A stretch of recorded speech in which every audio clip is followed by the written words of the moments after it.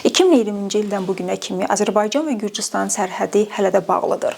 Baxmayaraq ki, Gürcüstanda yaşayan azərbaycanlılar və eyni zamanda Azərbaycanda yaşayan gürcülər Azərbaycan Respublikasının prezidenti cənab İlham Əliyevə petisiya ilə müraciət edərək sərhədlərin açılmasını və ya hər iki ölkədə yaşayan soydaşlar üçün müəyyən güzəştlərin olmasını xahiş etsələr də bugünə kimi bu xahişə cavab verilməyib. Gürcüstanda yaşayan azərbaycanlılar və Azərbaycanda yaşayan gürcülər hər iki ölkəyə sıx bağlıdırlar və müvafiq olaraq onlar üçün sərhəddi keçmək və eyni zamanda təyyarədən istifadə etmək ciddi sosial problemlər yaradır. Qohum əqraba Azərbaycan tərəfdə çoxdur. Biz onlara vaxtında gedib yetişə bilmirik. Orada olan hadisələrdən xəbərimiz olmur. Öz qohumlarımızdan nəzərə tuturam da indi gedən gələn əhalidir ki, əlbəttə gediş-gəliş lazımdır mütləq. Sərhəd ərazilərində ümumiyyətlə gedişin, gəlişin çox vacib olmasıdır.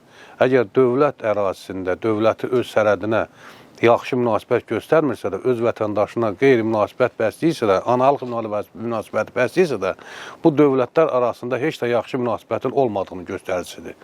Və bununla belə dövlət özü açmalıdır bunu. Elə Azərbaycan dövləti də, Gürcüstan dövləti də. Bu tür parklarda iş yerləri açılıbdır, sağ olsunlar.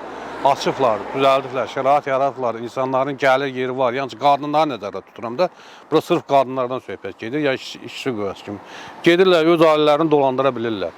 Əlbəttə ki, sərhədin açıq olması mütləqdir, vacibdir bu.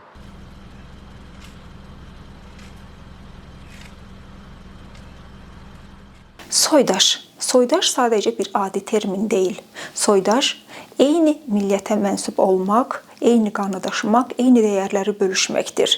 Bəs Gürcüstanda yaşayan azərbaycanlılar, baxmayaraq ki, azərbaycanlılar üçün soydaşdır və Gürcüstanda yaşayan azərbaycanlılar və eyni zamanda Azərbaycanda yaşayan gürcülər Azərbaycan hökuməti üçün hansı səhiyyə və təhlükəsizlik mənbəyi ola bilər ki, onlar üçün də sərhəd bağlıdır və nəyə görə hələ də onlar üçün müəyyən güzəştlərdən istifadə olunmuyor. Karantin düşəndən mənim oğul övladım dünyaya gəldi. Onu heç mənim atam, anam, yəni bircə anam görmüşdü. Atam, yəni bacılarım heç kim görməmişdi o uşağı. Yəni sərhəd bağlı olduğuna görə gedə bilmirdik. Karantin idi, elə imkan yoxdur, bilet çox bahadır, ala bilmirik. Biz burada Sadıqlıda yaşayırıq. Sərhədi keçən kimi 1 kilometr heç getmirsən, evimiz buradadır. Buradan baxanda bəlkə görünür, amma biz ora getmək üçün nə qədər yol gedirik. Atam mənim rəhmətə getdi. Yaxına heç hələ 40 çıxmayıb. Atam qəfil rəhmətə getdi, məcbur oldum, bilet aldıq. 360 manata. Körpə uşağımı, 6 yaşında uşağımı məcbur oldum, evdə qoydum, getdim yiyəsiz. Yəni ona heç bilet almağa imkanımız olmadı. Yəni məcbur oldum, geri qayıtdım uşağa görə, uşaq evdə tək qalmasın. İndi məcburam 40-ında bir də gedəm. Biz buradan, yəni yenə deyirəm, buradan 2 kilometr yolu biz gör nə qədər neçə kilometr gedirik. Buradan gedirik Tiflisə, Tiflisdən düşürük Bakıya, Bakıdan gəlirik Akstafya, Akstafadan da Sadıqlıya. Geri qaydanda, yəni yoldaşım bura vətəndaşı olduğu üçün quru yolla gələ bilirəm. Heç olmasa, yəni belə nəyisə rəhmətə gedəndə, heç olmasa onusa bıraxsınlar, onusa keçə bilək. Vətəndaşlardan başqa Gürcüstan hökumətinin yüksək vəzifəli məmurları Azərbaycan Respublikasının prezidenti İlham Əliyevdən xahiş edərək sərhədlərin açılmasını istədilər.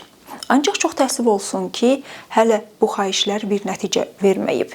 Baxmayaraq ki, hər 6 aydan bir Gürcüstan-Azərbaycan arasında qatar yolunun açılması ilə bağlı xəbərlər çıxır, ancaq 5 ildir ki, bu xəbərlərlə bağlı hər hansı bir yenilik yoxdur.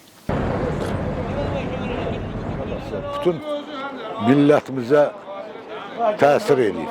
Hamı dolanır, doralı, buralı, bir qardaş kimi, bir bala kimi. Hamı xeyrinə, şəhərinə gedib gəlirdi. Buradan Şıxılda anam Şıxılı qızıdır. Orada huzur yeri oldu, gedib gələ bilmədik. Elə də onlar buraya gəlib gedə bilmir. Oğlum 44 günlük müharibədə gedib könüllü vuruşubdu, gedə bilmirəm. Kasıb adamam, imkanım yoxdur. Nə var? Gərək samalyotla gedib gələsən. Allah, bir mən yox, elə hamı, valla pis gündədir. Hər şey, baba, bütün bu putkalar mağazin idi. O tərəfi xalqı buraya gəlirdi, Gəncədən buraya. Buradan da Gəncəyə kimi, hamı bir-birindən dolanırdı, qardaş. O vaxtı mən taksiyə eləyirdim, 100 manata mən pul demirdim bir gündə. İndi 1 manat tapa bilmirsən ki, çörək alasın. Nə yeniysən? Oranın insanları burayla dolanırdı, orayla dolanırdı, çox yaxşı idi. Sərhəd açıq olanda hər şey, hamı dolanırdı. Belə bağlı olandan sonra, yəni orada elə bil insan qalmayıb, köçüb hamı, hər bir tərəfə. Çünki dolana bilmədilər, ona görə kənd elə bil dağıldı, o vəziyyətə düşdü kəndimiz. Hazırda atam rəhmətə gedib, anam evdə təkdir. O buradan bura gələ bilmir, gələrdi məsəl üçün mənim yanıma, mən gedərdim, onu tez-tez yoxlayardım.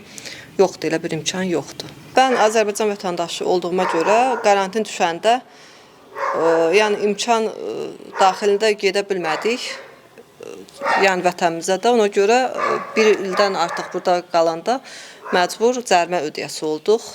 Yəni mən 6 ildən sonra vətənimə gedəndə